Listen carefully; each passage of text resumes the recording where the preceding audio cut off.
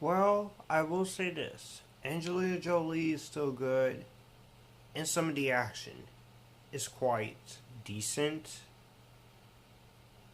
but this is.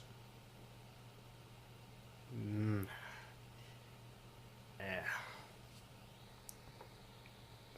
But it's also somewhat of a guilty pleasure.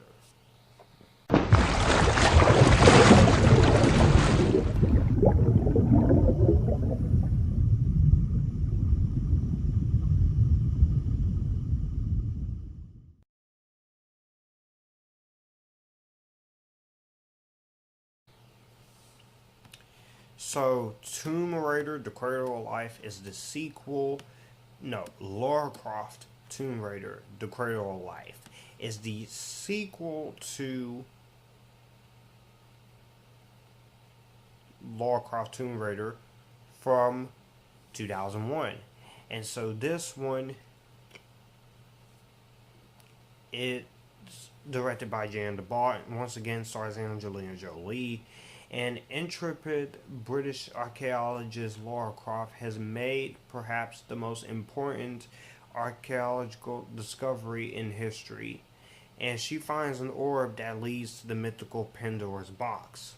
Unfortunately, the orb falls into the hands of the evil scientist Jonathan Rice, who deals in killer viruses and hopes to sell the secrets of the box as the ultimate weapon. Recruited by British intelligence to get the orb back from Race, Law recruits Terry Sheridan, a British Marine turned mercenary, and her former love interest to help. The two embark on an adventure that spans continents in an attempt to regain the orb and stop the bad guy. This movie, although it's a guilty pleasure, is not very good.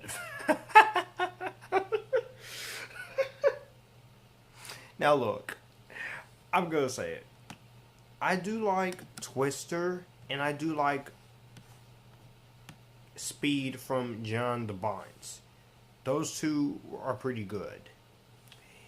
And I do like his cinematography work on Cujo, and cinematography work on The Hunt for the Red October. But this movie, this is just not very good at all. Look, the action is nice. I can say it, the action sequences are much better here. The action sequences are much better. There's a lot more entertaining. Mm-hmm. The CGI is much better here. It's a $95 million budget this time around. It's less than the first film's budget, so yeah. You do see Lars Rubicon, which that was pretty cool. And the music and cinematography, and there are some good shots in this movie. I will say that. But the story is so silly and dumb that it doesn't even know it. There are so many weird choices you decide to go on with. You give this character a love interest, which I don't mind. I don't mind that. All of the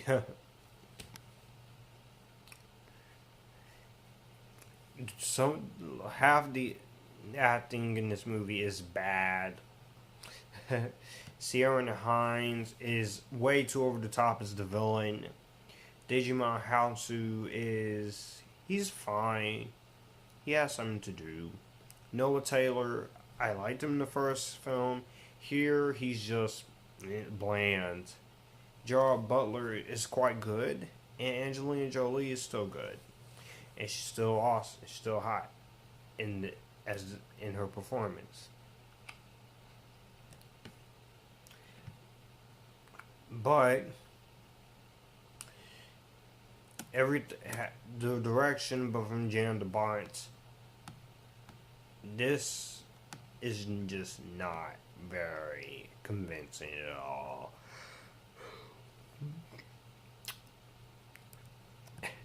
But I will say that the music is really nice. I do like Alan Silvestri's score. Cinematography is well done, and the editing is quite better here. But the writing is just meh. The direction is just quite not what you expect, and